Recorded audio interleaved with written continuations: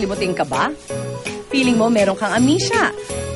Pues huwag baliwalain yan dahil baka ba nga ito ay senyales ng isang karamdaman. Pero kailan nga ba tayo dapat mabahala sa pagiging makakalimutin? Yan at iba pa ang ating aalamin. Kaya kalimutan nyo na maglipat ng channel at tumutok lang dito sa Unang Hirit.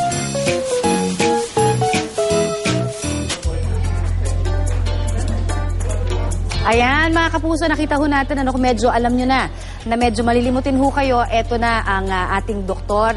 Kasama ngayon si Dr. Alejandro Bimbo Diaz, Fellow and Board of Governors ng Philippine Neurological Association. Good morning, Doc Bimbo. Good morning, Corinne. Magandang araw sa lahat. Naku, para dun sa mga malilimuting tulad ko, paano ba natin magigauge, Doc, kung ang pagiging malilimutin normal pa as compared to doon sa talagang medyo kailangan ng magpatingin sa doktor?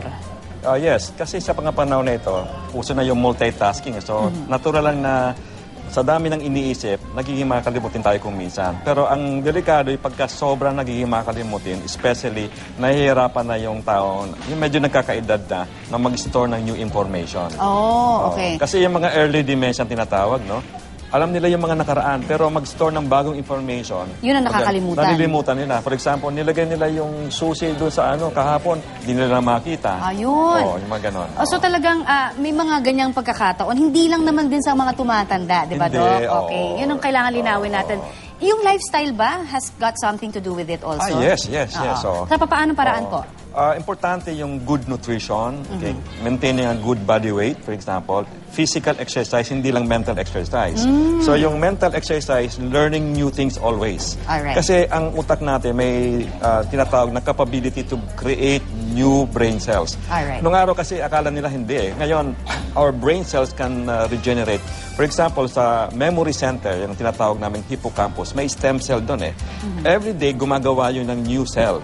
Tapos, nagmamature yun. It takes around several weeks bago mag-mature. And it helps us help. Paano nagkakaroon ng ganoong panibagong neural cells po? Normal yun. Regular yun. Pero ibig sabihin... Well, okay.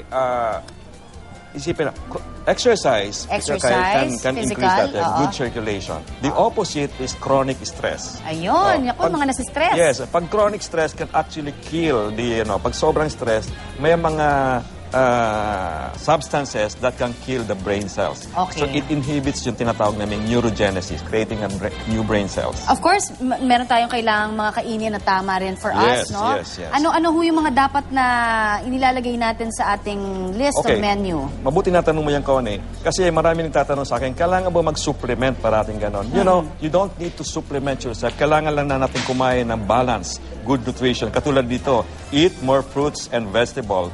The good fat sa fish, omega-3, and nuts, polyunsaturated fatty acids. Avoid yung masyadong animal fats. Ayun, ako, ang dami ho ng mga tips na yan. Sana ay maalala ho nating lahat, ha?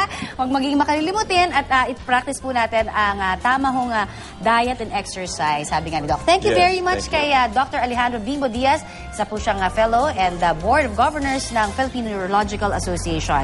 Samantala, puntahan na po natin ngayon si Lynn sa isang pasyalan dyan sa Pasay. Lynn?